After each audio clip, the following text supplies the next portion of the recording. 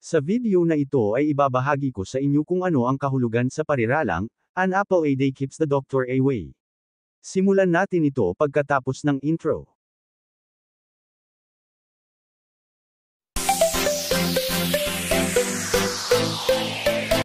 Alam ng bawat isa sa atin ang karaniwang parirala, "An apple a day keeps the doctor away." Ang matandang kasabihang Ingles na ito ay unang nilikha noong 1913.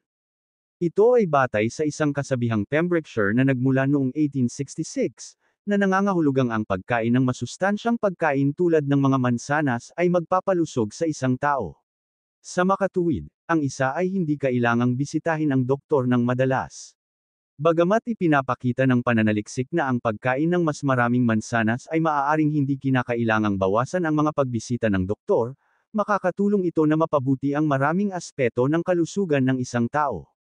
Sa loob ng mahabang panahon, ipinakita ng mga pag-aaral na kapag ang mga prutas at gulay ay kasama sa isang diet sa tamang proporsyon, maaari nitong mapababa ang panganib ng iba't ibang mga malalang kondisyon.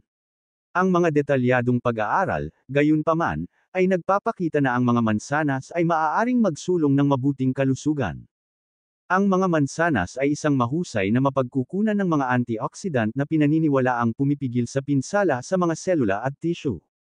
Ipinagtatanggol din nila ang katawan laban sa mga sakit sa cardiovascular at posibleng sakit na Alzheimer.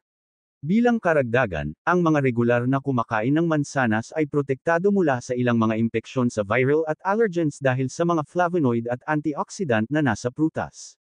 Ang pagkain ng mansanas araw-araw ay maaari ring mapabuti ang paggana ng baga at maiwasan ang pinsala sa baga.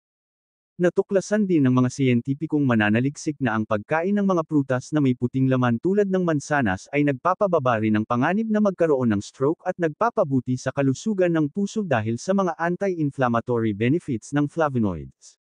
Bukod pa rito, ang mga mansanas ay may mataas na nilalaman ng natutunaw na fiber, na maaaring magpababa ng cholesterol, at polyphenols, na pinaniniwalaang nagpapababa ng presyon ng dugo at panganib sa stroke.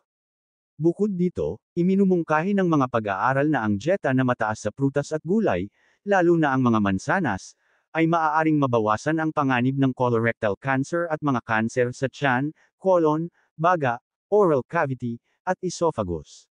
Bukod pa rito, nalaman ng isa pang makabuluhang pagsusuri na ang pagkain ng mansanas araw-araw ay maaaring mabawasan ang panganib na magkaroon ng type 2 diabetes ng 28%. Gayunpaman, ang mga natuklasang ito ay nangangailangan ng karagdagang pagsusuri. Napagpasyahan ng mga mananaliksik na ang 150 taong gulang na pariralang ito ay medyo totoo lamang. Ang bilang ng mga pagbisita sa doktor ay halos pareho para sa parehong hanay ng mga taong gumawa at sa mga hindi kumakain ng mansanas araw-araw. 39.0% ng mga kumakain ng mansanas ang umiwas ng higit sa isang taunang pagbisita sa doktor kumpara sa 33.9% ng mga hindi kumakain ng mansanas. Napag-alaman din na ang mga taong kumakain ng mansanas sa isang araw ay gumagamit ng mas kaunting mga gamot, mas malamang na matagumpay nilang maiwasan ang mga iniresetang gamot. Maliban sa karaniwang dami ng carbohydrates, dietary fiber, at bitamina C, ang isang medium-sized na mansanas ay nagbibigay din ng 52 calories.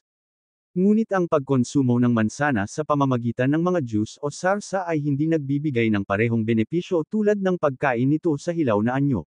Sa makatuwid, ang pagreresete ng isang hilaw na mansanas sa isang araw sa mga nasa hustong gulang na higit sa 50 ay maaaring maiwasan ang mga pangunahing isyu sa kalusugan, kabilang ang mga atake sa puso at mga stroke.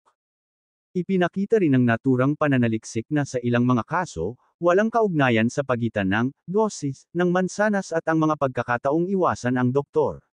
Kahit na ang isang individual ay may mansanas araw-araw, kailangan pa rin nilang pumunta sa doktor para sa mga regular na pagsusuri, lalo na ang mga may edad na. Ang mga mansanas ay may maraming nutrients na lumalaban sa iba't ibang mga malalang kondisyon. Sa makatuwid, ang mga kumakain ng mansanas ay maaaring mangailangan ng mas kaunting paggamit ng gamot na inireseta kumpara sa mga hindi kumakain ng mansanas. Kahit na ang pagkain ng mas maraming mansanas ay maaaring hindi literal na nauugnay sa mas kaunting mga pagbisita sa doktor, ang mga mansanas ay mayaman sa mga sustansya at nag-aalok ng ilang mga benepisyo para sa pag-iwas sa sakit at pangmatagalang kalusugan. Bilang karagdagan sa mga mansanas, maraming iba pang prutas at gulay ang nagbibigay ng katulad na hanay ng mga sustansya at benepisyo sa kalusugan. Para sa pinakamahusay na mga resulta, tangkilikin ang iba't ibang prutas at gulay bilang bahagi ng isang masustansya, well-rounded diet. At dito nagtapos ang pagbahagi ko sa inyo. Kung nagustuhan nyo ang video na ito, pakipindot ng like, subscribe button at notification bell para updated kayo sa mga bago kong video. Maraming salamat sa panunood at hanggang sa muli.